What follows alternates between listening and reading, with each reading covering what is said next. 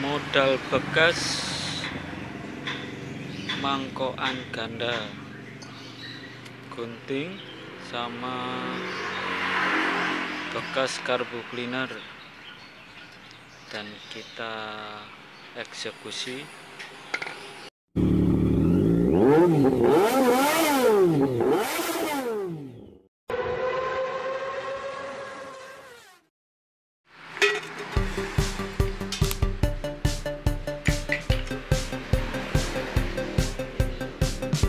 Kita gunting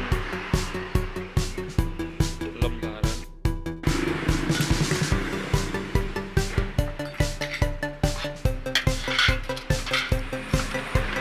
Kita gunting bulat. Hasilnya seperti ini, pas sama lubang tengah kita baut. Sekarang jadi seperti ini, tinggal dibaut, baut kecil, kalau besar enggak cukup. Kita lanjut.